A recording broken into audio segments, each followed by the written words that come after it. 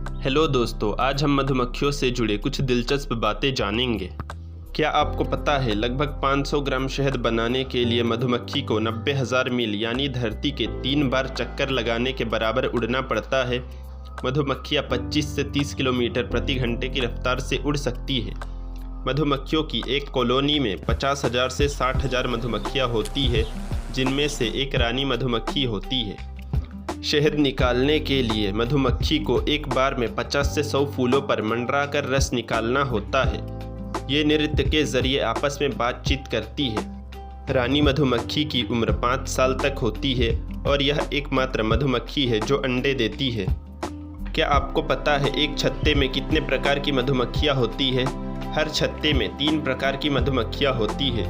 एक मादा मधुमक्खी होती है जिसे रानी भी कहते हैं, दूसरा नर मक्खी और तीसरा फल फूलों से रस चूसकर एकत्रित करने वाली श्रमिक मक्खियाँ। नर मक्खी का काम केवल रानी मक्खी को गर्भधारण कराना होता है। जब गर्भधारण हो जाता है तो नर मक्खियों को काम करने वाली मक्खियाँ मार डालती है। क्या आपको पता है मधुमक्खी कितने अंडे देती है? गर्मी के दिनों में एक रानी मधुमक्खी हर दिन 2500 अंडे देती है। पुरुष मधुमक्खियों का आकार काम करने वाली मक्खियों से बड़ा होता है, लेकिन इनके पास डंक नहीं होते और ये काम भी नहीं करते।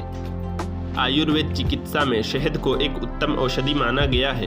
यह गले की खराश, पाचन संबंधी समस्याएं और त्वचा रोगों में अत्यधिक लाभकारी होता है। इसमें एंटीसेप्टिक गुण पाए जाते हैं, इसलिए इसका उपयोग जलने, कटने और घावों को भरने में किया जाता है।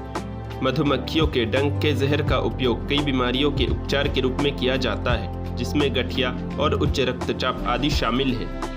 शहद एकमात्र ऐसा खाद्य पदार्थ है जिसमें जीवन को बनाए रखने के लिए सभी आवश्यक पोषक तत्व पाए जाते हैं। शहद का रंग जितना गहरा होगा, उसमें एंटीऑक्सीडेंट गुणों की मात्रा उतनी ही अधिक होगी। क्या आप जानते हैं इंसानों के द्वारा मधुमक्खी पालन का काम पिछले 4500 सालों से किया जा रहा है। मधुमक्खियाँ पिछले 15 करोड़ सालों से एक ही तरीके से शहद बनाती आ रही है। हमारे द्वारा खाए जाने वाला लगभग 1/3 भोजन मधुमक्खी के परागन का ही परिणाम है, क्योंकि परागन की वजह से ही फूल में फल बनते हैं। मधुमक्खी की जन्म से ही शहद बनाने की कला नहीं आती, बल्कि यह काम छत्ते में उन्हें पुराने मधुमक्खियों द्वारा सिखाया जाता है। मधुमक्खी प्रति सेकंड 200 बार अपने पंखों को हिलाती है।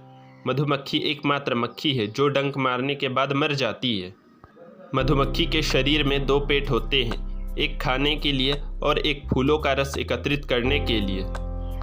एक छत्ते में हर साल लगभग 25 से 45 किलोग्राम शहद का उत्पादन होता है। मधुमक्खियाँ एकमात्र ऐसी कीट है जो मनुष्यों द्वारा खाए जाने योग्य भोजन पैदा करती है। प्राचीन मिस्र में लोग शहद से अपने करों का भुगतान करते थे।